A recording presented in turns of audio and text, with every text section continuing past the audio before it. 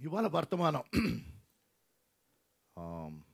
భక్తుడు నెహెమ్యా, మా నాన్నగారి పేరు డేవిడ్ నెహెమ్యా, దాన్ని బట్టి నేను ఇది తీసుకోలేదు. కానీ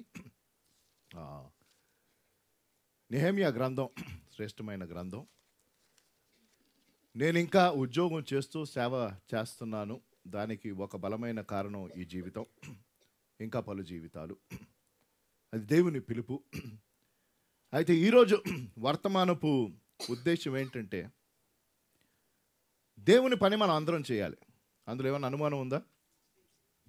దేవుని పని ప్రతి ఒక్కరు చేయాలి. దయచేసి ఒకవేళ దీని గురించి మీరు ఎప్పుడు ఆలోచించకపోతే కనీసం ఇప్పుడైనా ఆలోచించాలి. All of us to do God's work. అలాగే దేవుని పని చేయాలంటే ఉద్యోగాలు మానుకోవాలి, ఇంట్లో పనులు మానుకోవాలి అన్న రూల్ ఏమీ లేదు. అది కూడా ఒక అభిప్రాయం.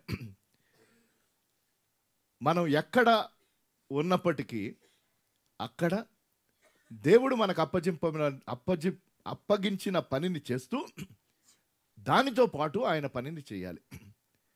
అయితే దీనికి దేవుడు చేసే ప్రాముఖ్యమైన విషయం ఏంటంటే, ఆయన మనలను సిద్ధపరుస్తాడు. దయచేసి గుర్తుపెట్టుకుందాం, ఏ పని చేయాలైనా ఈ లోకరీత్యా ఆలోచిద్దాం. సిద్ధపాటు లేకుండా పని చేయలేం. జరుగుతుందా చెప్పండి? Any work to be done, prior to doing that work, you and I need to prepare. Right? ఎంత బాగా సిద్ధపడితే, పరీక్షల టైం దగ్గరకు వస్తుంది, బాగా ప్రిపేర్ అయిన వాళ్ళకి మార్కులు వస్తాయా? లేకపోతే తల కింద పుస్తకం పెట్టుకుని దేవాన్ని బిడ్డను కదా ట్రాన్స్ఫర్ చేసేసే కట్ కాపీ పేస్ట్ అంటే అవుతుందా? అవ్వదు కదా. రైట్? ఏదో దేవుడు కనికరించి పాస్ మార్కులు వస్తాయేమో అద్భుతంగా, నేను కాదనను. కానీ అది సిద్ధపడి నువ్వు ప్రయాసపడింది కాదు. ఈ తలంపు మనసులో పెట్టుకొని, యూరోప్లో ఐర్లాండ్ 1930 ఆ టైంలో, 1929లో అమెరికాలో గ్రేట్ డిప్రెషన్ ప్రారంభమైంది. ఆ కాలంలో అమెరికా దేశంకి వచ్చిన కష్టము క్లిష్టం అటువంటిది కాదు. అమెరికాలో ఎప్పుడు కష్టం వచ్చినా మిగతా దేశాలన్నిటికీ కష్టమే. ఆ లింక్ చాలా గంభీరమైన లింక్. అది దాని గురించి నేను చెప్పట్లేదు, కానీ ఎప్పుడు ఈ ప్రభావం ఉంటుంది. అలాంటి సమయంలో ఐర్లాండ్ దేశంలో ఈ క్లిష్ట పరిస్థితులు వచ్చేసరికి అక్కడ వ్యవసాయం చేస్తున్న వారిని, వ్యవసాయకులను ప్రభుత్వం వారు రోడ్లు వేయమని చెప్పారు. వీళ్ళు అనుకున్నారు, పోనీలే మనకి ఇల్లు పనులు, ఎందుకంటే వ్యవసాయం చేస్తే కూడా అందులోంచి రాబడి రావటం లేదు. అలాంటి భయంకరమైన పరిస్థితులు. మన దేశంలో ప్రభుత్వాలు ఇంకా ఆదుకోవటం లేదు మనల్ని, అది వేరే విషయం. ఇతర దేశాల్లో, ముఖ్యంగా అమెరికా కానీ ఇంకా మిగతా దేశాలలో, అక్కడ ఉండే కారణాన్ని బట్టి ఎటువంటి పరిస్థితులు వచ్చినా ఎంతో కొంత సపోర్టు ప్రభుత్వం వారు అక్కడున్న దేశ పౌరులకు అందిస్తారు. అది వారి బాధ్యత. కాబట్టి ఆ బాధ్యతను బట్టి వీరికి ఆ సహాయం చేయడానికి, వీరు గుట్టిన సహాయం ఎందుకు చేయటం, వీరితో పని చేయిద్దాము అని మనం రోడ్లు నిర్మిద్దామని వారిని పనిలో పెట్టుకున్నారు. ప్రారంభంలో అంట వీరికి చాలా ఆనందము, ఆసక్తి ఉండింది. ఎందుకు? మనం పని చేస్తున్నాం కాబట్టి, ఈ పనిని బట్టి మనం దేశంకు కూడా కొంత మేలు చేస్తున్నాం అని పనులు చేస్తూ, ఆ రోడ్లు వేస్తూ, పాటలు పాడుతూ ఎంతో ఆనందించారంట కొంతకాలం. తర్వాత వారికి తెలుసుకున్నది ఏంటయ్యా అంటే, అసలు ఈ రోడ్లు ఎక్కడికి వెళ్ళాలో అన్నది కూడా ఎవరికీ తెలియదు. వీళ్ళతో ఉట్టినే పని చేయిస్తున్నారు. ఎప్పుడైతే ఆ విషయం వాళ్ళు తెలుసుకున్నారో, అంటే ఉట్టినే కేవలం మనకి డబ్బులు ఇవ్వటం ప్రభుత్వానికి ఇష్టం లేక, రోడ్లు ఎక్కడి దాకా వెళ్ళాలో కూడా వాళ్ళకి తెలియకుండా మనతో రోడ్లు వేయిస్తున్నారని వీరు నిరుత్సాహపడటం, నీరసపడటం, ఆ పనిలో ఇంతకుముందు చూపించిన ఆసక్తి చూపించకపోవటం, పాటలు పాడే వాళ్ళు పాటలు పాడటం మానేయటం జరిగింది. ఆ టైంలో చెప్పిన కోట్ ఏంటంటే, roads to nowhere are difficult to build. Roads to nowhere are difficult to build. ఎక్కడికి వెళ్ళాలో లేకపోతే ఎంత దూరం ఈ రోడ్డు వేయాలో అని తెలియక రోడ్లు నిర్మించుట కష్టమైన పని. అలాగే అనేక మంది జీవితాలు కట్టుకుంటున్నారు. ఎక్కడికి ఆ జీవితం నడిపిస్తుందో తెలియకుండానే కట్టుకుంటున్నారు. అది మనం జీవిస్తున్న పరిస్థితి. Lives are being built without knowing where will that life lead. మనతో పాటు పనిచేస్తున్న వారితో మాట్లాడండి, పక్కింటి వారితో మాట్లాడండి, దేవుని నామము తెలియని వారితో కోట్లాది మంది ఉన్నారు మన దేశంలో. వారందరూ తమ జీవితాలు కట్టుకుంటున్నారు, వివిధ ఉద్దేశాలతో కట్టుకుంటున్నారు. కానీ ఆ జీవితపు గమ్యం ఏంటి, ఈ జీవితం నిన్ను ఎక్కడికి నడిపిస్తుంది అని అడిగితే దానికి జవాబు వారికి తెలియకపోతే అట్టి జీవితాలు నిర్మించబడుతున్నాయి, కానీ అర్థం లేకుండా నిర్మించబడుతున్నాయి. కాబట్టి మనం ఏం చేయాలి? మన జీవితాలు యేసు ప్రభు వారికి మనకు సమర్పించిన తదుపరి, సమర్పించాక కేవలం ఏదో నరకంలోంచి బయటపడ్డాము కాబట్టి యేసు ప్రభు వారి దగ్గరకు రావటం కాదండి. అంటే అది ఇన్సూరెన్స్ పాలసీ తీసుకున్నట్టే, అవునా? ఎందుకంటే ఇన్సూరెన్స్ పాలసీ తీసుకుంటారు, భవిష్యత్తులో ఇబ్బందిలో పడితే అందులో నుంచి బయటికి తేడానికి. కాబట్టి నరకానికి వెళ్లకుండా నేను ఉండాలంటే ఏం చేయాలి? యేసు ప్రభువాన్ని నా రక్షకుడుగా స్వీకరించాలి. కేవలం ఆ ఉద్దేశంతో కనుక నువ్వు స్వీకరిస్తే నువ్వు ఫైర్ ఇన్సూరెన్స్ తీసుకున్నట్టు. ఎందుకు ఫైర్ ఇన్సూరెన్స్ అంటున్నాను? ఎందుకంటే నరకంలో మంట ఉంటుంది, ఆ మంట ఆరదు కనుక ఆ మంటలో పడకుండా నేను ఉండడానికి ఇన్సూరెన్స్ తీసుకున్నాను. కాదండి, దేవుడు నిన్ను నన్ను రక్షించినది ఆయనను సేవించడానికి. God has saved you so that you serve him. That means to say that even though we have jobs, మనకు ఉద్యోగాలు ఉన్నాయి, మన కుటుంబాలు ఉన్నాయి, మనకి బాధ్యతలు ఉన్నాయి, వీటన్నిటిలో కూడా మనము దేవుని పని చేయాలి. దానికి దేవుడు నిన్ను నన్ను సిద్ధపరుస్తున్నాడు. ఎలా సిద్ధపరుస్తాడో 2-3 మాటలు నేను చెప్పేసి దాని తర్వాత అతి ప్రాముఖ్యమైన విషయంలోకి మనం 2వ అధ్యాయం నెహెమ్యా గ్రంథంలో చూద్దాం. మన జీవితాలు ఉద్దేశపూర్వకంగా ఉండాలి. ఇది కీలకం. Life that we live should have a purpose. ఉద్దేశపూర్వకమైన జీవితమును జీవిస్తూ అట్టి జీవితమును మనము దేవుని దృష్టిలో ఏదైతే ప్రాముఖ్యమో వాటి యందు మనము పెట్టుబడి పెట్టాలి. అందుకనే యేసుప్రభు వారు అన్నారు, పరలోకమందు ఏంటంట, ధనమును సమకూర్చుకొనుడి, అక్కడ ఏంటి, ఏ చిమ్మెటి ఏ తుప్పు ఏమీ ఉండదు. పరలోకమందు ధనము సమకూర్చుకొనుడి. You and I have to invest in heaven. పరలోకంలో పెట్టుబడి చెయ్యాలి అంటే ఇక్కడ ప్రభువు కోసం ప్రయాసపడాలి. అలాగే మన పెట్టుబడి అక్కడ పెరుగుతుంది. ఇక్కడ ఆయన కోసం ప్రయాసపడకుండా. కొరింథీయులకు రాసిన మొదటి పత్రిక 15వ అధ్యాయం 58వ వచనంలో ఒక చక్కని మాట ఉన్నది.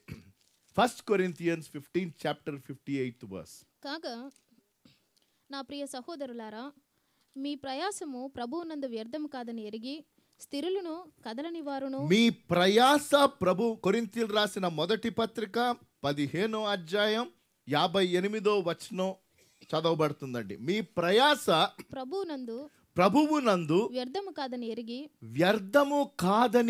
ఎరిగి స్థిరులను కదలని వారును ప్రభువు కార్యాభివృద్ధి ఏంటంట, ప్రభువు కార్యాభివృద్ధి అందు ఎప్పటికిని ఆసక్తులనై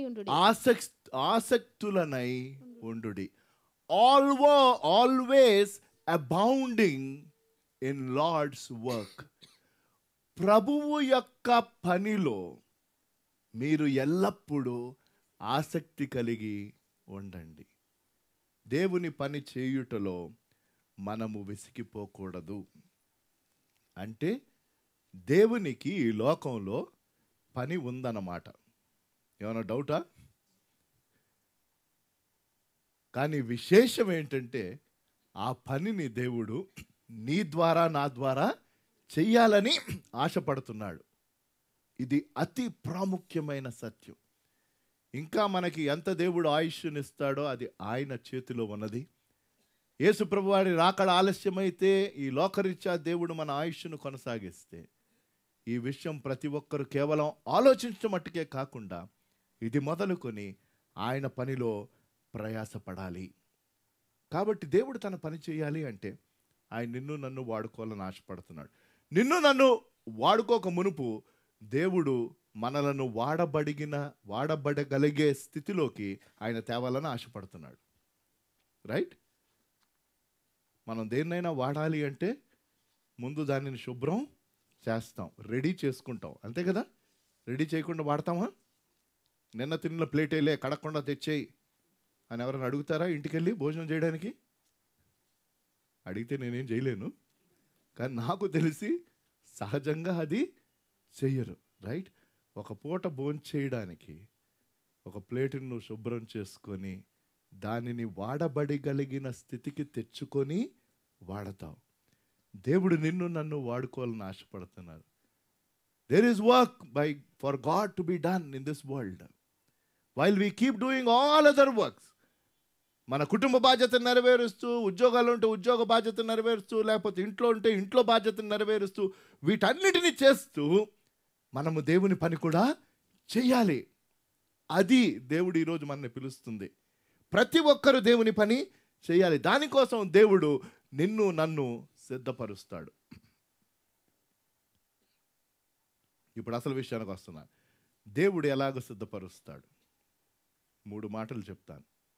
మొదటిది దేవుడు నిన్ను నన్ను పరచుతున్నాడు అని అర్థం చేసుకోవడానికి మొదటిది ఏంటంటే, నీ హృదయములో ఆయనకున్న పనులు, అనేక పనులండి. ఈ లోకంలో అనేక పనులు ఉన్నాయి, కానీ ఆ పనులన్నిటి ద్వారా ఆయన నెరవేర్చాలని అనుకున్నది ఒకటే. అదేంటో తెలుసా? తన రాజ్యంలోనికి మనుషులు. ఎందుకంటే ఆయన రాకడ ఆలస్యం అవుతుంది. ఒకే కారణం. ఎందుకు?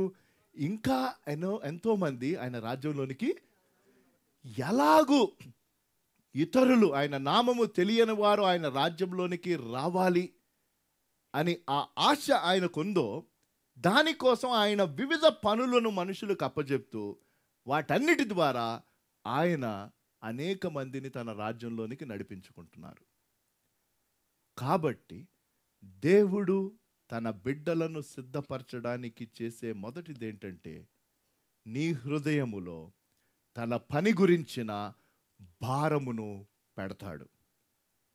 ఎలాగో అన్నది నెహెమ్యా గ్రంథం 1వ అధ్యాయం 1-2 వచనాలు చదివితే మనకు అర్థమవుతుంది.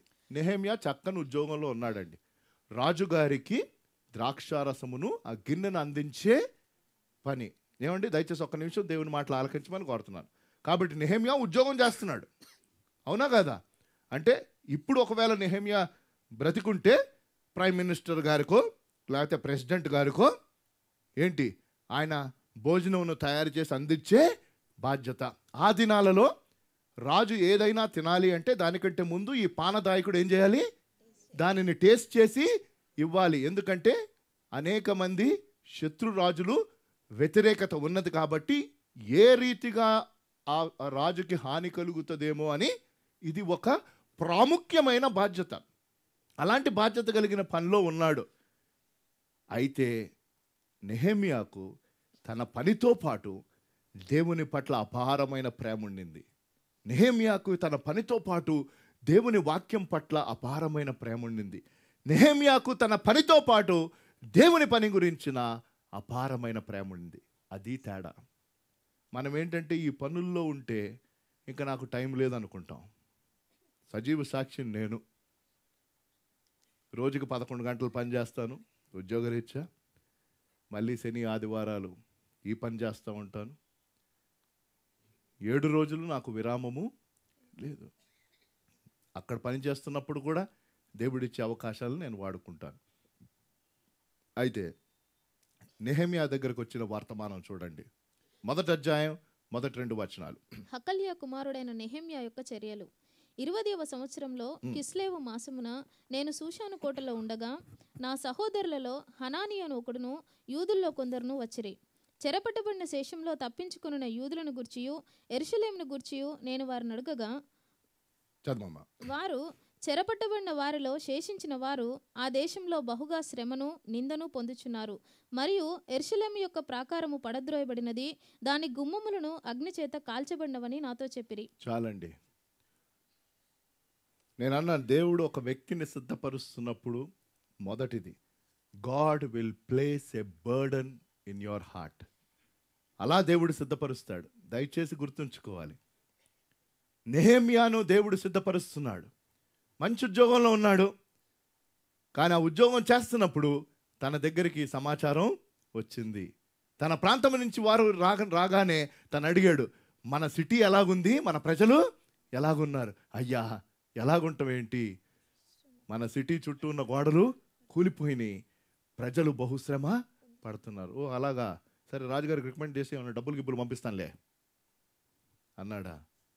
వెంటనే దాని తర్వాత ఇప్పుడు చూడండి, అసలు ఇంటికి వెళ్ళాక చదవండి. అక్కడి నుంచి వెంటనే తను భారముతో దేవునికి ప్రార్థన చేయటం ప్రారంభించాడు.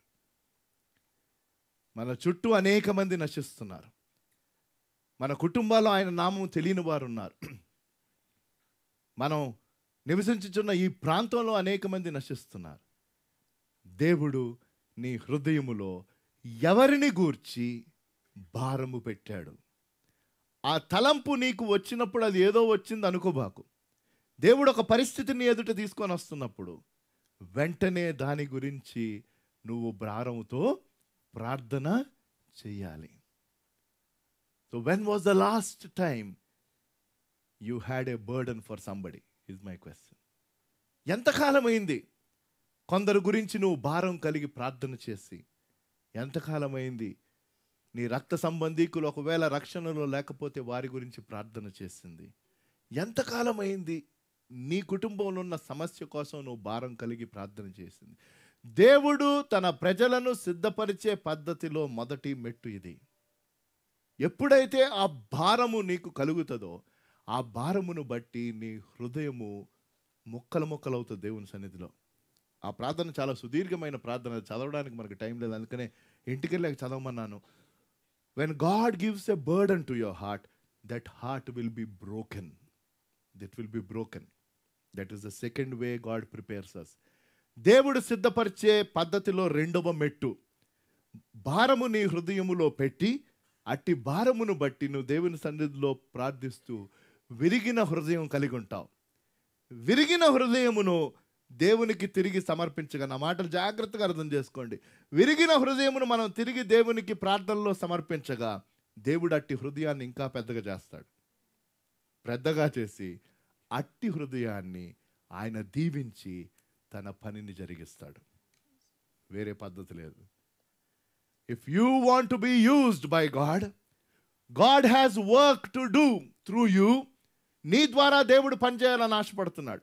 ఈ లోకం శాశ్వతం కాదు. శాశ్వతమా? కానీ ఎక్కువ టైం మనం కేటాయించేది ఈ లోక అవసరతలు, ఈ పనుల కోసం. నేను మళ్ళీ చెప్తున్నాను, మీ పనులన్నీ మానేసుకొని వచ్చే మనం అంట్లా. కానీ నీ కుటుంబం కోసం నువ్వు ప్రయాసపడుతూ, నీ ఉద్యోగంలో నువ్వు ప్రయాసపడుతూ మరొకటి ఇవన్నీ చేస్తున్నావు. కానీ ఇవన్నీ చేస్తూ దేవుని కోసం నీకు టైం లేదంటే అది కుదరదు అంటున్నాను. ఇవన్నీ చేస్తూ నువ్వు దేవుని కోసం పని చేయాలి. ఏ పని చేయాలి అని మీరు అడిగితే దేవుడు నీ హృదయంలో దేని గురించి భారం పెట్టాడో నీకు తెలుసా? అదే answer. What work should I do? You have to do that work where God has burdened you to do. దేవుడు నీకు ఎవరి గురించిన భారం ఇచ్చాడో, ఏ పని గురించిన భారం ఇచ్చాడో దానిని బట్టి నువ్వు ఆ పనిని ప్రారంభించు. ఇది చాలా చాలా ప్రాముఖ్యమైనది. సామాన్యమైన వ్యక్తి అండి నెహెమ్యా, కానీ దేవుడు తన ద్వారా అసాధారణమైన కార్యమును జరిగించాడు.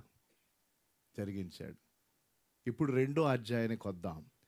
నెహెమ్యా ఎప్పుడైతే తన ప్రజల గురించి తాను విన్నాడో, తన ప్రాంతం గురించి, పట్టణం గురించి విన్నాడో, అప్పటి నుంచి తను చేస్తున్న పని ఒకటే. ఏంటో తెలుసా? అది ప్రార్థన. వేరే ఏం లేదు, ప్రార్థన చేస్తూ ఉన్నాడు. అక్కడున్న టైమింగ్ని బట్టి 1వ అధ్యాయం 1వ వచనం, 2వ అధ్యాయం 1వ వచనంలో ఆ టైం గురించి అక్కడ చెప్పబడింది. ఏంటో టైము చూడండి.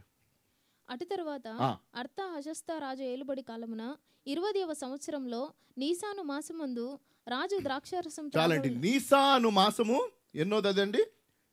20వ సంవత్సరం. రెండో అధ్యాయం 1వ వచనం. ఏ మాసము? కిస్లేవు మాసం, నీసాను మాసం.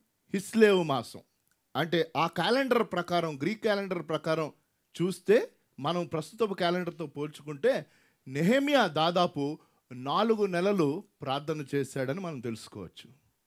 ఎప్పుడైతే తనకి వర్తమానం వచ్చిందో అది దాదాపు నవంబర్, డిసెంబర్ టైమింగ్ అని బైబిల్ గ్రంథకర్తలు చెప్తారు. చివరికి తాను ఈ విషయం రాజుకి చెప్పే టైం ఎప్పుడు వచ్చిందయ్యా అంటే ఏప్రిల్ నెలలో వచ్చింది. దాదాపు 4 నెలలు. 4 నెలలు నెహెమ్యా ప్రార్థన చేస్తానే ఉన్నాడు. God wants to prepare you and that preparation can take place only through prayer. ప్రార్థించుట. ఇప్పుడు 4 విషయాలు చూద్దాం. దేవుని చిత్తము.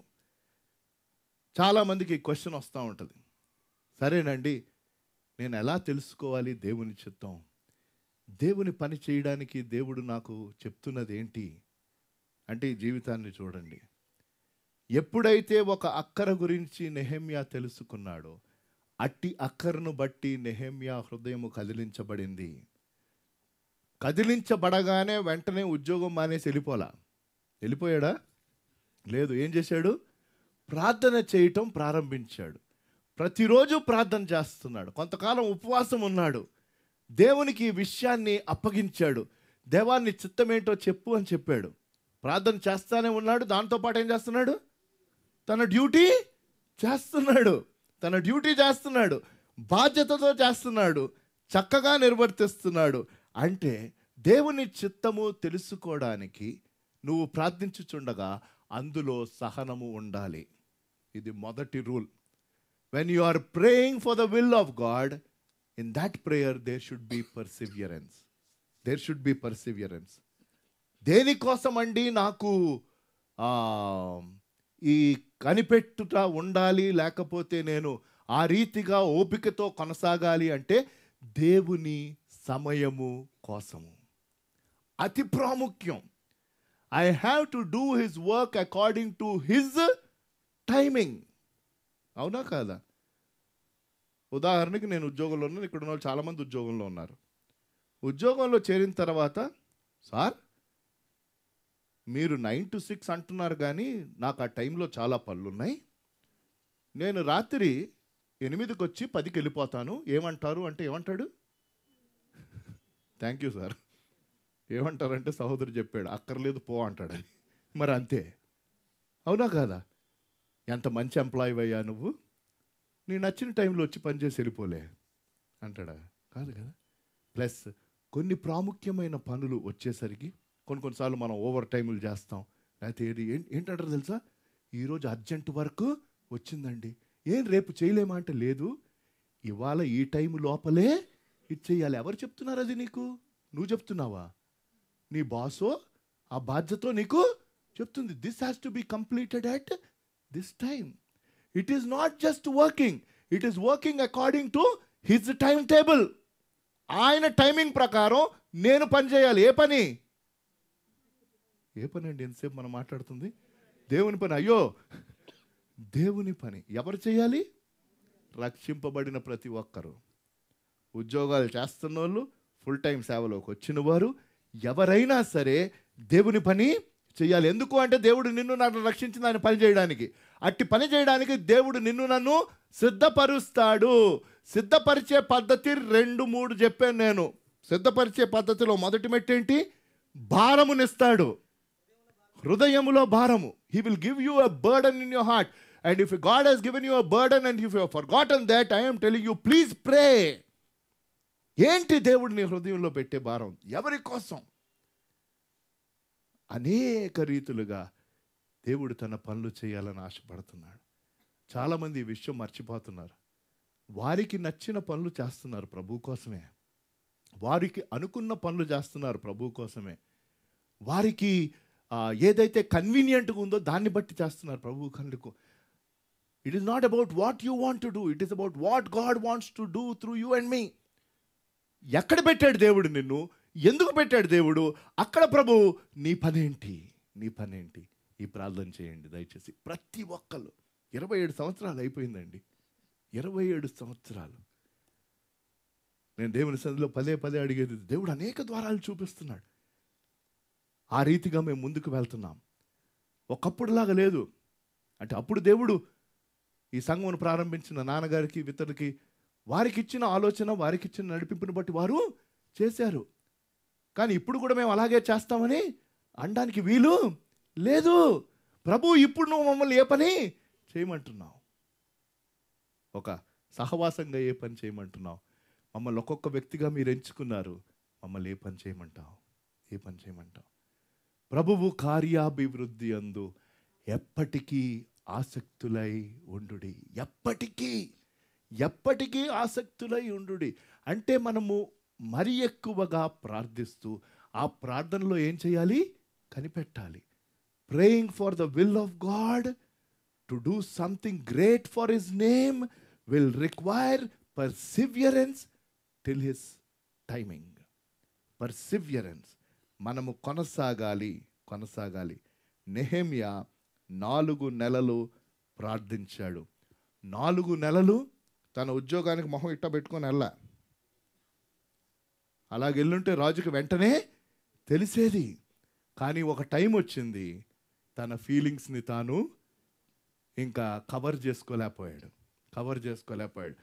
వెళ్ళాడు, తన పని తాను చేస్తా ఉన్నాడు, భారం కలిగి ఉన్నాడు. విలియం బూత్ ఆయన రక్షింపబడిన తర్వాత యవ్వనస్తుడుగా, దాని తర్వాత తన ఇంటర్న్షిప్ చదువైపోయిన తర్వాత ఇంటర్న్షిప్ ముగించుకున్న తర్వాత 1 సంవత్సరం వరకు విలియం బూత్కు ఉద్యోగం లేదు. ఆర్థిక పరిస్థితులు బహు ఇబ్బందికరంగా ఉండినాయి. తల్లిని చూసుకోవాలి, ఎన్నో అవసరతలు, ఒత్తిళ్ళు. ఆయన జీవిత చరిత్రలో ఆయన అనేకమైన విషయాలలో ఇదొకటి. తన జీవితంలో అతి క్లిష్టమైన పీరియడ్ అంటే ఆ 1 year ఏమీ ఆదాయం లేకుండా జీవించిన 1 సంవత్సరం. అలాంటి వ్యక్తి ఒక పెద్ద సంస్థను ప్రారంభించి వేలాది లక్షలాది మంది ప్రజలను వారి కష్టాల్లో ఆదుకుని నడిపించిన సంస్థ salvation army. It's a great place or a fellowship that he started. But that is how William Booth was called. మీరు ఏ జీవితాన్నైనా తీసుకోండి, దేవుడు వారి హృదయములో ప్రత్యేకమైన పని గురించిన భారమును పెట్టాడు. It is a God placed burden, and when that burden is in your heart will be broken. And a broken heart given back to God in prayer, God will make it bigger and bless it and do his work. నీ ద్వారా దేవుడు తన గంభీరమైన కార్యాలు చేస్తాడు. ఒక్కడేనండి, నెహెమ్యా ఒక్కడే, యోసేపు ఒక్కడే, దానియేలు ఒక్కడే. కానీ వారిని దేవుడు సిద్ధపరిచాడు. మోషే ఒక్కడే, 40 సంవత్సరాలు మోషేని దేవుడు సిద్ధపరిచాడు. ప్రభువైన యేసుక్రీస్తు వారు సంపూర్ణమైన దేవుడు, సంపూర్ణమైన మానవుడు. 30 సంవత్సరాలు దేవుడు సిద్ధపరిచాడు 3 సంవత్సరాల సేవ కోసం. ఈ రోజుల్లో రివర్స్, సిద్ధపాటే లేదు, కనిపెట్టుట లేదు, భారం ఎవరి కోసం అంటే అది తెలియదు. పని చేస్తున్నాం అనుకుంటున్నాం. లేదండి, I'm telling you, get this right and God will do his work through each one of you. ప్రతి ఒక్కరి ద్వారా దేవుడు గంభీరమైన కార్యాలు, పనులు చేస్తాడు. 2వ వచనానికి వెళ్దాం, 2వ అధ్యాయం. కాబట్టి మొదట ఏముండాలండి? బర్డన్. ఇవన్నీ తర్వాత ప్రార్థనలో ఏం చేయాలి? మనం కనిపెట్టాలి, కొనసాగాలి, దీర్ఘశాంతం కొనసాగాలి, పర్సివియర్. నెహెమ్యా ఎంతకాలం వెయిట్ చేశాడు? 4 నెలలు. 4 నెలలు ప్రార్థిస్తానే ఉన్నాడు. కానీ తన హృదయంలో ఉన్న ఈ బాధను తన పనిలో చూపించలేదు. తన పని సంతోషంగానే చేస్తూ ఉన్నాడు. కానీ మనకు కూడా తెలుసు, నెహెమ్యా సామాన్యమైన వ్యక్తి, మనము సామాన్యమైన వారం కదా. కొన్ని రోజులు మనము ఏదో ఒక రీతిగా మన హృదయంలో ఉన్న ఆ భారం అనండి, ఆ బాధ అనండి, ఆ బరువు అనండి బయటకు చూపించకుండా ప్రభు శక్తిని బట్టి మనం ముందుకు వెళ్తూ ఉంటాం. కానీ ఎప్పుడో ఒకప్పుడు ఆ బ్రేకింగ్ పాయింట్ వస్తుంది, రాదా? ప్రతి ఒక్కరికి వస్తుంది. నెహెమ్యాకు కూడా బ్రేకింగ్ పాయింట్ వచ్చింది. 4 నెలలు తన హృదయంలో ఉన్న బాధ ఎవరికి చెప్పుకోలే, ప్రభువు దగ్గరే చెప్పుకుంటా ఉన్నాడు. ఎందుకు అంటే ఆ దినాలలో రాజు దగ్గర ఈ బాధ్యత చేసేవాళ్ళు ఎప్పుడూ చిరునవ్వుతూ ఉండాలి. అవును, అక్కడ గనక నువ్వు అప్సెట్గా ఉంటే రాజు మూడు ఆ రోజు బాగలేకపోతే అంతే, ఉద్యోగం పోవటం కాదు. అవును, అంత సీరియస్ జాబ్ అది. కాబట్టే నెహెమ్యా ఎంతో జాగ్రత్త పడ్డాడు. కానీ ఒకరోజు వచ్చేసరికి కాగా తాను రాజు, నీకు వ్యాధి లేదు కదా, ఆ, నీ ముఖము విచారంగా ఉన్నదేమి, నీ ముఖము విచారముగా ఉన్నదేంటి, నీ హృదయ దుఃఖము చేతనే ఆ, అది కలిగినదని నాతో అనగా ఆ. నేను మిగులు భయపడి. దయచేసి ఈ భాగం చాలా ప్రాముఖ్యం అండి, దయచేసి గుర్తుపెట్టుకోండి. ఎప్పుడైతే మనము దేవుని సన్నిధిలో చక్కగా ప్రార్థనలో సిద్ధపడతామో, ప్రతి దాని కోసం మన రెగ్యులర్ బాధ్యతలు నెరవేర్చడానికి, దేవునిని పని నెరవేర్చడానికి మనము ఎప్పుడైతే ప్రార్థనాపూర్వకంగా సిద్ధపడతామో, దేవుడు మనకి ఏ రీతిగా మాట్లాడాలో ఆ సమయోచితమైన ఆలోచనను దేవుడు మనకి ఇస్తాడు. ఇది చాలా చాలా కీలకమైన విషయం. నేను నా ఉద్యోగరీత్యా చెప్తున్నాను. నా బాధ్యతను బట్టి ఎక్కువగా మేము మా టైం పోయేది మీటింగ్స్లోనే. ఏదో ఒక డిస్కషన్స్ ఉంటాయి, కొన్ని నిర్ణయాలు తీసుకోవాలి. కాబట్టి అక్కడ కూర్చొని ఖాళీగా నేను మాట్లాడినా అంటే కుదరదు. అలాగని మనం లేనిపోని మాటలు మాట్లాడితే దాన్ని బట్టి ఒక అభిప్రాయం ఏర్పడుతుంది, మన సత్తా ఏంటో తెలుస్తుంది. కాబట్టి that is where it is. అయితే నేను కొంతకాలంగా, ఇంతకుముందు నేను చేయలే, యథార్థంగా చెప్తున్నాను, కానీ కొంతకాలం ఎందుకు అంటే ఎంత ఎక్స్పీరియన్స్ వచ్చేసింది కాబట్టి ఇదే ప్రాబ్లం అండి. నేను అనుకుంటుంటా, ఏముంది, నాకంటే మించిన వ్యక్తి లేడు, అందరు నన్ను బాగా అభిమానిస్తారు, గౌరవిస్తారు.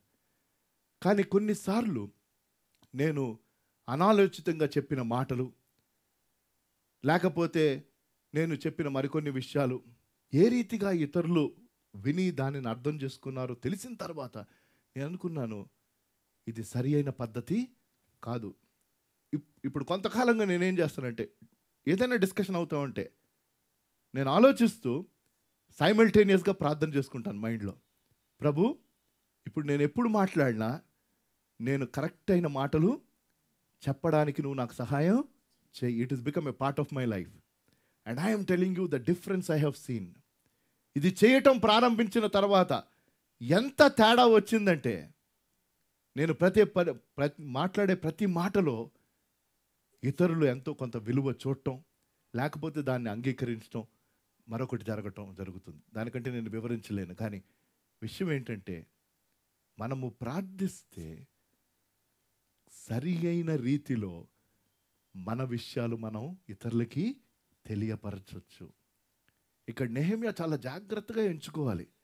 ఎందుకంటే ఇప్పుడు రాజుగారు ఎలాగ రియాక్ట్ అవుతారో తనకి తెలియదు. తన ప్రాణం మీదకి వచ్చింది పరిస్థితి, కానీ తన భారమును తాను చెప్పాలి. ఎప్పుడైతే రాజుగారు ఈ రీతిగా అడిగారో, ఏంటి నీకేమన్నా బాగలేదా, నీ ప్రాబ్లం ఏంటి, ఎందుకు నీ ముఖము విచారంగా ఉంది? 4 నెలల నుంచి విచారంగా ఉండింది, కానీ అది బయట కనిపించలా. దేవునికే చెప్పుకుంటా ఉన్నాడు, దేవుని సమయం కోసం కనిపెడతా ఉన్నాడు. తన భారము దేవునికి తిరిగి అర్పించాడు. ఇప్పుడు సమయం వచ్చింది. So first we need to pray with perseverance and the second is we need to pray a lot more. ప్రార్థించాలి, అయితే దేవుని సమయము కోసం మనం ప్రార్థిస్తూ మరింత ప్రార్థనలో మనం కొనసాగాలి. అంటే దాని భావము ఏంటి? మరింత ప్రార్థనలో కొనసాగటం అంటే దేనికి? చాలామంది మరింత ప్రార్థన చేయాలంటే ఇంకా ఎక్కువ సమయం అనుకుంటారు. కాదండి, ప్రార్థన మరింత చేయటం అంటే ఎందుకు చెయ్యాలి అంటే మనం మరింత బలపడడానికి. ప్రార్థన చేయుట ద్వారా మన జీవితాలు బలపడతాయి. By praying our life will become stronger. ఒక భక్తుడు అన్నారు, it is not the length of the prayer but the strength of the prayer అన్నాడు. It is not the length of the prayer. మనము ఎంతసేపు ప్రార్థన చేసామని కాదు, మనము తరచుగా ప్రార్థన చేస్తూ ఉంటే ఎంత శక్తి మనము పొందాము. ఇంకో విషయం చెప్తానండి, ఆ రీతిగా మనం అంటే దేవునితో మనము ఎక్కువ సమయము బలపడడానికి మనం వాడుకుంటూ ప్రార్థన చేస్తూ ఉంటుంది కీలకం అండి. చాలామంది ఇప్పుడు ఏంటంటే ఈ ఫాస్ట్ లైఫ్ అయిపోయిన తర్వాత సాతానుగాడు చాలా తెలివిగా 2 పనులు జరగకుండా చేస్తున్నాడు. ఏంటి అంటే వాక్యం చదువుకోవటం, రెండోది ప్రార్థన చేయటం. ఒకప్పుడు కుటుంబాల్లో ఇవి కీలకం. ఎందుకంటే అందరికీ ఒకటే టైం ఉండేది. ముందు ఉద్యోగం చేసేది ఒక్కళ్ళే ఇంట్లో, ఇప్పుడు ఉద్యోగం చేసేది అందరూ, తల్లి తండ్రి తర్వాత అందొచ్చిన పిల్లలు కదా. ప్లస్ ఒకవేళ పిల్లలకి ఉద్యోగాలు లేకపోయినా వాళ్ళు చదువుకునే టైమింగ్లు మరొకటి. కాబట్టి కుటుంబం అంతా ఒక టైంలో దొరికే ఛాన్స్ ఇప్పుడు తగ్గిపోయింది. కాబట్టి కుటుంబ ప్రార్థన అంటే అది ఒక పెద్ద విశేషం, పెళ్లి రోజు జరుపుకున్నట్టే. అమ్మ ఫైనల్గా కుటుంబం అంతా దొరికాం. ఇది మా ఇంట్లో కూడా జరుగుతుంది. నేను ఎప్పుడు కుటుంబ ప్రార్థనలో నేను ఉండను, ఎందుకంటే నేను వచ్చేసరికి ఎవరో ఒకరు పడుకుంటూ పోతారు. మిగతా వాళ్ళు కంపల్సరీగా ముగ్గురు వారు కుటుంబ ప్రార్థన చేసుకుంటారు. కానీ ఈ మధ్య నేను కొంచెం త్వరగా రావటాన్ని బట్టి రాగానే ఫస్ట్ ఏంటి, ఎవరు ఫస్ట్ పడుకోవడానికి ముందు వెళ్ళకముందు పదండి కుటుంబ ప్రార్థన మనం చేసుకుందాం. ఇది కీలకము. ప్లస్ ఎప్పుడైతే మనము ఆ టైం గడుపుతూ ఉంటామో ఒకరితో ఒకరు, వారి గురించి మనం మరింత తెలుసుకుంటాం. అవునా కాదా? రైట్. ఉదాహరణకి చెప్తాను, వివాహ విషయానికి వచ్చేసరికి మన దాంపత్య జీవితంలో మనం ఒకరినొకరు ఎక్కువగా అర్థం చేసుకున్నాం అనడానికి ఒక సాదృశ్యం ముందు ఒకరినొకరు అర్థం చేసుకోవడానికి ఒకరితో ఒకరు కొంచెం టైము గడపాలి. అంతే కదా, కేవలం భోజనానికి వచ్చిన తిండి పెట్టేసే పడుకుని వెళ్ళిపోతే ఏం తెలియదు. కానీ if we spend time and understand each other, అప్పుడు ఒకవేళ ఒక గుంపులో కూడా మనం ఉన్నా, ఉదాహరణ నా గురించి నేను చెప్తాను, ఎందుకంటే ఎప్పుడు మనుషుల మధ్యలోనే ఉంటాం. అలాగే మా మిస్సెస్ కూడా ఇప్పుడు ఇంతమంది గుంపులో ఒకవేళ తన మధ్యలో ఉండి మాట్లాడుతుంది, నేను ఇంకెక్కడో ఉన్నాను అనుకున్నాం.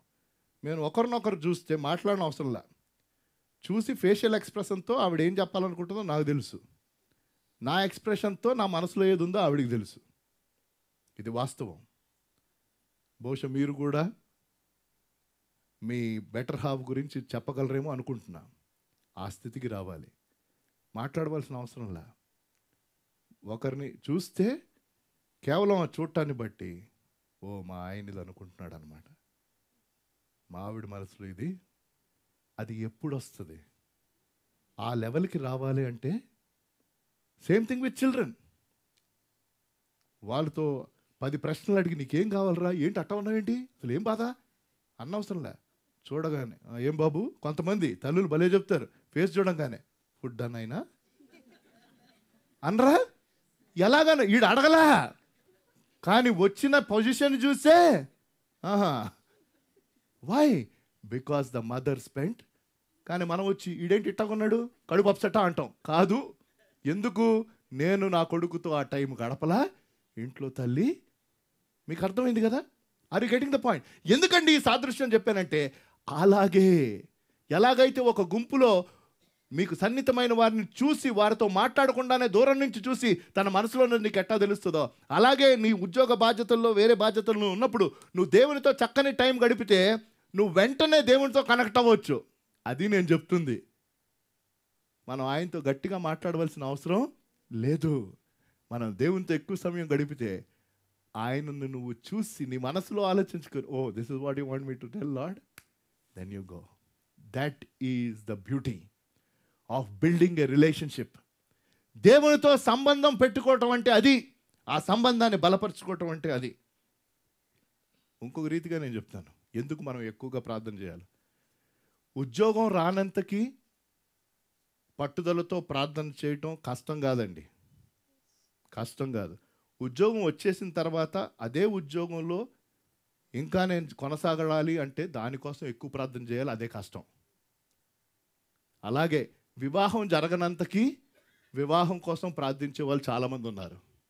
కానీ వివాహం అయిపోయిన తర్వాత నాయన తర్వాత చూద్దాంలే, ఆఖరికి 3 సంవత్సరాలు ప్రాధాయపడితే ఇచ్చేవు ఎవడో ఒకటి బాగున్నా బాగలేకపోయినా అది అయిపోయింది. I'm telling you know when is more prayer needed? After you get married. When is more prayer needed? After you get in to a job. అప్పుడు ఇంకా ఎక్కువ ప్రార్థన కావాలి. మనం అనుకుంటాం దీనికి ముందు కావాలనుకుంటాం, అందుకే సమస్యలు. అందుకనే ఎక్కువసేపు నువ్వు ఉద్యోగం చేయలేకపోతున్నావు. అందుకనే ఎక్కువ కాలం వివాహ వ్యవస్థలో మనుషులు ఉండలేకపోతున్నారు. ఎందుకో తెలుసా? దానికి ముందు ప్రార్థించారు చాలా ఎక్కువ, దాని తర్వాత వారు దాని గురించి ప్రార్థించటం తగ్గిపోయింది. ఇదండి problem. When I am saying you need to pray more, it is after you get into a job. You need to pray more after you get married, for your married life and so on and so forth. గబగబా చదివేద్దాం. నెహెమ్యా ఈ ప్రశ్న అడగగానే ఎంత జాగ్రత్తగా జవాబునిచ్చాడంటే చాలా planning ఉండిందండి. అది మూడవది. You have to pray. Second one I said you have to pray more. Then you have to carefully plan. చక్కగా ప్లాన్ చేయి. చూడండి, గబగబా చదివేద్దాం. నేను మిగులు భయపడి రాజు చిరంజీవి అగును గాక, నా పితరుల సమాధులుండు పట్టణము పాడైపోయి దాని గుమ్మములను అగ్ని చేత కాల్చబడి ఉండగా. మీరు చూస్తే ఒక మాట చెప్పాడండి, యెరూషలేము అన్న మాట అక్కడ రాదు. ఫస్ట్ చెప్పింది ఏంటంటే ఏంటన్నాడు? నా పితరుల సమాధులుండు పట్టణం. ఏంటది? సమాధులుండు పట్టణము పాడైపోయి. సమాధులు ఉన్న పట్టణము. ఎందుకు అంటే వారి సాంప్రదాయంలో యూదులు లేకపోతే ఆ కాలంలో జీవించిన సాంప్రదాయం ఏంటంటే చనిపోయిన వారి యొక్క విలువ ఎక్కువ ఉండేది. అంటే వారు చనిపోయిన ప్రాంతం ఈ రీతిగా ఉంది అని అలాగంటే వెంటనే అక్కడున్న వారికి ఒక రకమైన సానుభూతి కలుగుతుంది అన్నమాట. ఇది ఎలాగొచ్చింది అంటే దానికోసం నెహెమ్యా ప్రార్థన చేశాడు. 4 నెలలు ప్రార్థించాడు గనక తాను ఏ రీతిగా తన మనవిని రాజుకు అందించాలో దానికి కావాల్సిన చక్కని నడిపింపు దేవుడు ఇచ్చాడు. చదివేసామా? నా పితరుల సమాధులుండు పట్టణము పాడైపోయి దాని గుమ్మములను అగ్ని చేత కాల్చబడి ఉండగా నాకు దుఃఖముఖము లేకపోవునా అని రాజుతో అంటిని. అప్పుడు రాజు ఏమి కావలసి నీవు మనవి చేయుచున్నావని. చూసారా, ఈ ప్రశ్న కీలకం. ఇది అడుగుతాడో లేదో నెహెమ్యాకు తెలియదు, కాబట్టే ప్రార్థించాడు 4 నెలలు. దాని తర్వాత తన పరిస్థితి ఇంక తన స్థితిని తాను దాచుకోలేనప్పుడు రాజు ఎదుట తన మొహం కృంగిపోయింది. He had a breaking point and the king asked, what is wrong with you? He was afraid, but since he prayed and there was planning. ప్రార్థించాడు, ప్లాన్ చేసుకున్నాడు, కాబట్టి చక్కని సమయోచితమైన మాటలు దేవుడు దయచేశాడు. దయచేయగా రాజు వెంటనే అడుగుతున్నాడు, ఏమని? నేను నీకు ఏమి చెయ్యాలి? చూడండి ఎంత చక్కగా తన మనవి. అంటే ఒకవైపు దేవుని మీద ఆధారపడుతూ ప్రార్థించాడు, మరొక వైపు ఒక చక్కని ప్రణాళిక కూడా తయారు చేసుకున్నాడు. 2 important things. There was dependent prayer and there was deliberate planning అన్నాడు ఒక భక్తుడు. There was dependent prayer and there was deliberate planning. When you have to do the work of God, దేవుని యొక్క పనిని నువ్వు నేను చెయ్యాలి అంటే దేవుని మీద ఆధారపడే ప్రార్థన చెయ్యాలి. దాని తర్వాత మనము ఒక ఖచ్చితమైన ప్రణాళిక దేవుని నడిపింపు ద్వారా మనము తయారు చేసుకోవాలి. చదివేసామా?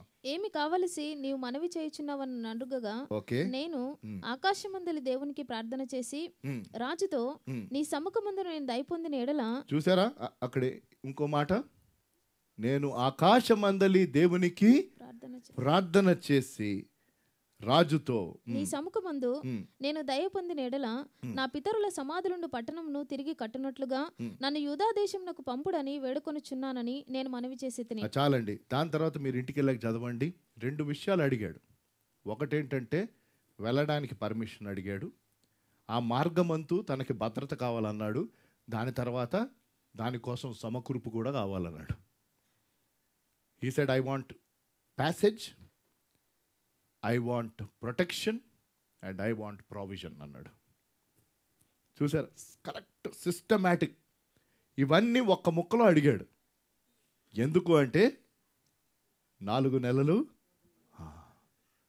ఎప్పుడైతే నువ్వు ప్రార్థనలో బలపడతావో నువ్వు ఖచ్చితమైన స్పెసిఫిక్ మనవులను నువ్వు చేయగలుగుతావు. ఇది గంభీరం, ఇది గంభీరం. నెహెమ్యాకు తన ప్రజల పట్ల భారం ఉండింది, కానీ వెంటనే తన ఏదో నిర్ణయాన్ని తీసుకోలే. దేవుని సన్నిధిలో కనిపెట్టాడు, దేవునికి మొరపెట్టాడు. ఇంటికి వెళ్ళాక 1వ అధ్యాయం అంతా 2వ అధ్యాయం చదవండి, ఈ స్టోరీ మొత్తం తెలుస్తుంది. ఆ రీతిగా ప్రార్థన చేయగా మరింత ప్రార్థన చేస్తున్నాడు, దేవుని టైం కోసం కనిపెడుతున్నాడు. ఆ టైం అంతట్లో తన బాధ్యతను నెరవేరుస్తూ ఉన్నాడు. కానీ ఒక సమయం వచ్చింది, 4 నెలలు అయిన తర్వాత తన హృదయంలోని భారము ముఖంలో కనిపించడం ప్రారంభించింది. రాజు అడిగాడు, ఆ టైం కోసం కనిపెట్టాడు. ఎప్పుడైతే రాజు నీకు ఏమీ కావలను అని అన్నాడో వెంటనే అన్నాడు, అయ్యా ఇది మా పరిస్థితి, నాకు అక్కడికి వెళ్ళటానికి ఆ మార్గమును నువ్వు ఏర్పాటు చేయి, నాకు సమకూర్పునివ్వు, నాకు భద్రతను దయచేయి. 8వ వచనంకి వెళ్దాం. పట్టణ ప్రాకారమునకును మందిరంతో సంబంధించిన కోటగుమ్మములకును నేను ప్రవేశింపబో ఇంటికిని దూలములు మ్రాణులు ఇచ్చినట్లుగా రాజుగారి అడవులను కాయు ఆసాపునకు ఒక తాకీదుని ఇయ్యడని అడిగితిని. అలాగూ నాకు తోడుగా ఉండి.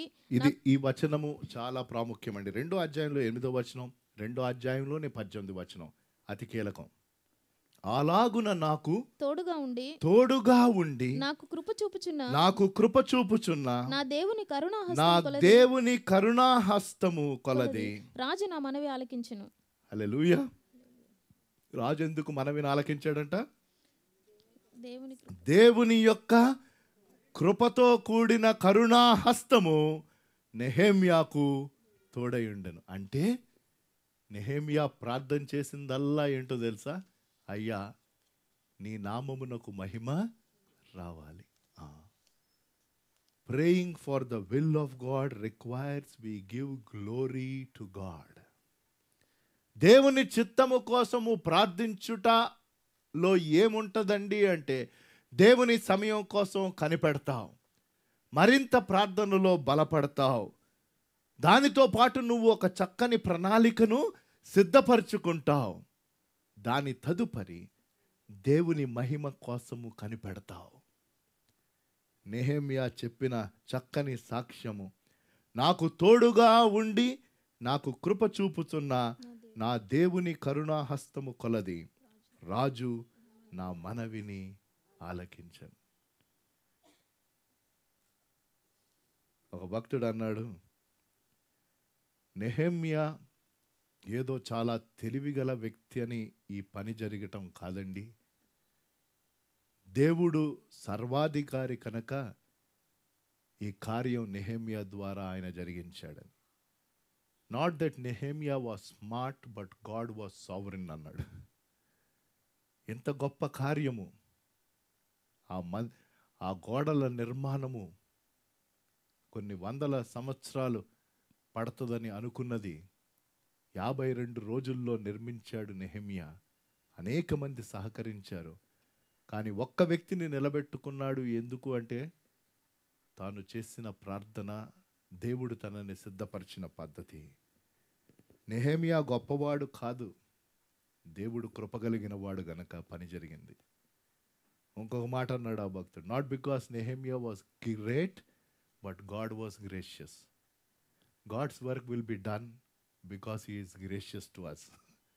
మనమేదో గొప్పవారమని కాదు, మనమేదో చాలా తెలివైన వారమని కాదు. దేవుడు సర్వాధికారి గనక, అలాగే దేవుడు కృప కలిగిన వాడు గనక, అదే రీతిగా దేవుడు గంభీరమైన శక్తి కలిగిన వాడు గనక. ఒక్క మాట చెప్పి నేను ముగించేస్తాను. మనం ఏ ప్రణాళిక వేసుకున్నా, ఎందుకంటే నేనేమన్నాను, దేవుని మీద ఆధారపడుచున్న ప్రార్థన చేయాలి, దానితో పాటు మనము ప్లాన్ చేయాలి.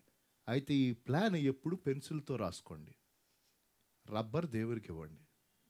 ఆ, మనం ఇది అస్సలు చేయం. ప్రార్థన చేస్తాం, ఏ ఏ పెన్ను, ఇంకా తుడిచివేయని పెన్తో రాస్తాం. పర్మనెంట్ ఇంక్ ఉంటుంది చూడండి, పర్మనెంట్ మార్కర్తో. ఇంక దేవుడు ఏం చేస్తాడు? నాయన, నువ్వు ప్రార్థించిన తర్వాత జనరల్గా ఈ ప్లాన్లో మార్పు వస్తుంది. ఇది కూడా నేను నేర్చుకున్నాను. ఇప్పుడు మామూలుగా కూడా నేను ఎప్పుడన్నా రాసుకుంటా ఉంటే పెన్సిల్తోనే రాసుకుంటాను. నేను ఆఫీస్లో కూడా. అందులో 2-3 కారణాలు ఉన్నాయి. ఒకటి ఏంటంటే, ముందు నా హ్యాండ్ రైటింగ్ ఎవరికి అర్థం కాదు. రెండవది ఏంటంటే, నేను రాసింది మార్చేస్తూ ఉండడానికి అవకాశం ఉంటుంది, కొట్టేస్తే కష్టం. ఫైనల్గా ఏదైతే ఓకే అంటదో అప్పుడు నేను పెన్తో రాసుకుంటాను. అప్పటి వరకు పెన్సిలే. బైబిల్లో కూడా నేను అన్నీ మీకు కావాలంటే చూడొచ్చు, ఎక్కువగా పెన్సిల్తో రాసుకుంటాను. ఎందుకంటే మళ్ళీ విజిట్ చేసినప్పుడు ఏదన్నా ఇంకో తలంపు వస్తే I can just turn and right. అంటే ఇలా పెన్సిల్తో అని కాదు, వాస్తవం చెప్తున్నాను నేను. దేవుని మీద ఆధారపడుతూ ప్రార్థించండి. మీ ప్రణాళిక ఏంటో మీరు తయారు చేస్తూ ఉండండి. కానీ నువ్వు మరింత దేవునితో నువ్వు బలపడుతుండగా, దేవుడు ఇది మార్చమనంటే ఎవరు తుడుస్తారు? దేవా, నేను రాస్తున్నాను, కానీ ఏదైనా నువ్వు తుడిచేయడానికి రబ్బర్ ఎవరి చేతిలో ఉంది? ఇరేజర్ ఎవరి చేతిలో ఉంది? మన చేతిలో ఉంటే ఇవ్వండి. Only then God's work will be done through you and God's plan will be fulfilled. ప్రతి ఒక్కరి పట్ల దేవుని గంభీరమైన ప్రణాళిక ఉంది, నో డౌట్. కానీ సమయం అయిపోతుందండి. ఒక్కొక్క వ్యక్తిని దేవుడు నిలబెట్టుకోవాలని ఆశపడుతున్నాడు. నాకు టైం లేదు, నా ఉద్యోగం చేసి వచ్చాక నేను విసిగిపోతాను, ఇవన్నీ సాకులు. ఆయనకి ప్రథమ స్థానమునివ్వండి. మరి ముఖ్యంగా ఒకవేళ మీరు దేవుని పని అంటే ఇప్పటి వరకు అర్థం కాకపోతే, ఈరోజు దేవునితో సరిచేసుకొని అనండి, అయ్యా, ఏ పని చేయడానికి నువ్వు నన్ను ఎంచుకున్నావు? ఖచ్చితంగా ఎంచుకున్నావు. ప్లస్ ఆ భారం నీ హృదయంలో పడగా వెంటనే దాని గురించి ప్రార్థన చేయటం ప్రారంభించు. It is all about God placed burden in your heart, and then take that burden back to God with a broken heart. God will make your heart bigger so that you will go out and be a blessing. ప్రార్థన చేసుకుందాం. దేవుడిచ్చిన వాక్యాన్ని బట్టి దేవునికి వందనాలు చెల్లిస్తూ, ఎంతోమంది ఇక్కడ రక్షణ అనుభవం ఉన్నవారు ఉన్నారు గనక దేవుడు మనకిచ్చిన ఈ వర్తమానం అండి. ఒకవేళ ఎవరైనా రక్షణ అనుభవం లేని వారు ఉంటే, మీ జీవితం కట్టబడుతుంది, కానీ గమ్యము తెలియని రోడ్డు వలె ఉంది. ఎక్కడ ముగిస్తుంది మీ జీవితం అన్నది మీకు తెలియట్లా. విశాల మార్గం అది, కానీ అది నడిపించేది నరకానికే. While you may not know that that road is leading you to hell, today do you want to stop and say, Lord, I want to give my heart to you. నా హృదయం నీకు ఇవ్వాలని ఆశపడుతున్నానయ్యా, నూతన హృదయాన్ని నాకు దయచేయి. రక్షణ అనుభవం ఉన్నవారు ఎంతో మంది ఉన్నారు. బహుశా మీరు చేస్తున్న పనుల్లోనే మీరు ఇరుక్కుపోయి సమయం అంతా దానికే పెట్టేస్తూ, దేవుని పని గురించిన భారం మీ హృదయంలో అస్సలు లేకపోతే, ఈరోజు ప్రభువుని అడగండి. ఈరోజు మొదలుకొని ఆయనతో సంబంధమును ప్రార్థనలో బలపరుచుకొని అడగండి, ప్రభు, ఏ పని చేయడానికి నన్ను ఎంచుకున్నావయ్యా? ఆ భారము నా హృదయంలో పెట్టు. ఆ భారం ప్రభువు నా హృదయంలో పెట్టయ్యా. అప్పుడు అట్టి భారం కోసం ప్రార్థించండి. ప్రభువు బలపరుస్తాడు, దీవిస్తాడు. దేవుని కోసం చేయవలసిన పనులు చాలా ఉన్నాయండి. కానీ దానికి మీరు నేను ఆయన కావాలి. మనల్ని వాడబడే రీతిగా ఆయన తయారు చేసుకొని వాడుకుంటాడు. ఆ సిద్ధపాటు కోసం సహనం కావాలి. మా దయగల దేవా, పరిశుద్ధుడా, మాకిచ్చిన వర్తమానమును బట్టి వందనాలు చెల్లిస్తూ, ప్రార్థనలో ప్రభు సమర్పించుకున్న వారిని బట్టి వందనాలు చెల్లిస్తూ యేసు నామములో ఈ ప్రార్థన వేడుకుంటున్నాము తండ్రి.